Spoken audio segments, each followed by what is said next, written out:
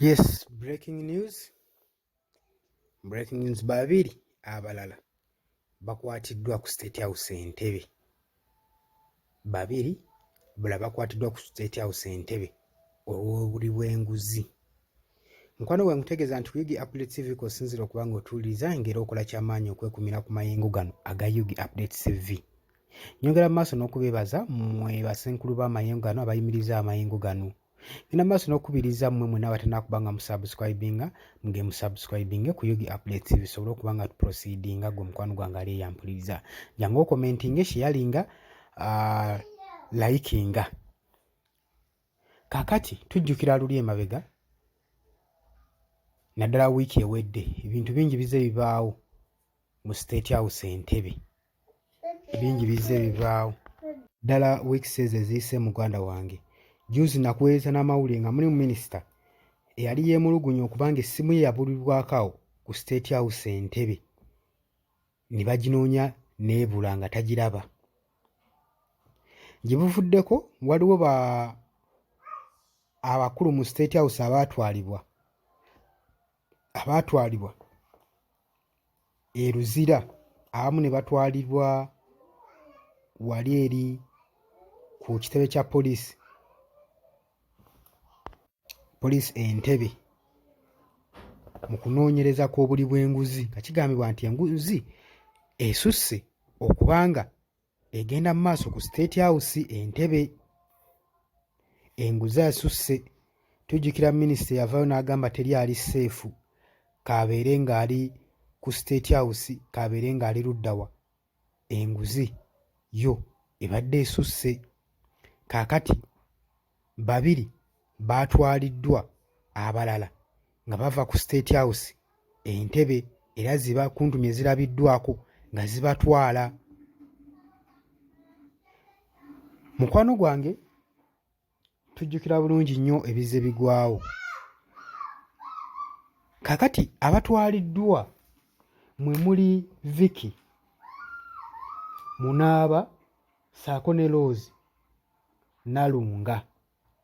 Bano nno batwaliddwa ku nsonga ki? Newankubadde bakyakola investigation tebannabatuwa details waabwe mulungi nnyo, naye nga kigambibwa nti nno omukyala ono Vicky ssaako ne Rose bashiyalinga sensitive document eyali ey'omugaso mu State House Entebbe. Bakwata sensitive document ne bagishiyalinga ne Ayeranga ono nno nga businessman era tujjukirako n'emabega ono omwami yeerondako okubeera nga presidential advisor mu disitulikiti emu. Kati n'oluvannyuma omwami ono Pulezidenti Yoweri Kaguta Museveni n'asaba akwatibwe mu bunnambiro era ng'ennaku z'omwezi 3 Okutobba omwaka guno gwe tulimu omwami ono yakwatibwa era kati atemeza mabega wa mitayimbwa. Naye okunoonyereza kwe bakoze kulaze nti no documents ezisinga information yagisharinga yagijjanga ku bano kweri Vicky ne Rose. Information yali sensitive ennyo ng'eyita mu State House. Bano be badde bagirinkinga era y'ensonga lwaki President yasabiddewo bakwatibwe mu bulaga bunnambiro. Si kino kyokka kye babadde bakola.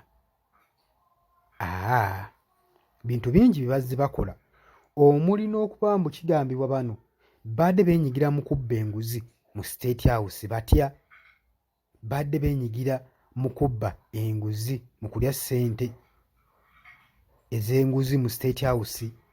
Batya bagamba nti meetings ezimu ezibadde ziteekebwa ku State House ezisinga zibadde z'amanjeeteke olw'ensonga nti nno babadde bafujjirira abakyala bano omusimbi nga babawa enguzi basobole okuba nga bategekawo meeting ez'ekimpatiira singa oli abanga ayagala kusinkana Pulezidenti Yoweri Kaguta Museveni nga bateekateekawo meeting nga bamaze obbawaayo akasiimo ka service award ne bateekateeka meeting. Kigambibwa nakyo kibaddewo era Pulezidenti n'asaba n'agamba enguzi ebadde esusse mu State House. Kati ke kaseera abakunyukunyuleyo bonna abeekwese emabega w'okulya enguzi. Kati ng'oggyeko ekyo kye babadde bakola okuba nga bateekawo meeting ez'omwenjeetike, bazze ne basharinga sensitive document ebadde linkingibwa mu State House ey'omugaso ennyo nga bagisharinga ne ayeeranga omwami ono eyakwatibwa ng'ennaku z'omwezi 3. Kati ensonga ze zimu ku bigambibwa ku bibakwatiddwa. Investigation zikyagenda mu maaso, tugenda kuba nga tukomawo tukuwe full details nga bwe biri, tumanyire ddala bano kiki ekibakutte, ki ekikwasizwa abakyala bano ababiri, Vicky saako ne Rose ku State House. Mukwano gwange kutegeeza nti obadde muwuliriza mulungi nnyo, obadde mulabi w'amaanyi nnyo, era nkugamba tova ku Yugi Updates TV. Kutegeeza nti no gwatana kuba nga osubscribinga, nawe jangu osubscribinge, musharinge bannange, mu commentinge, mujje mu comment section mutangaze bannayuganda. Temuvaako, tugenda kuba nga tukomawo, mweraba.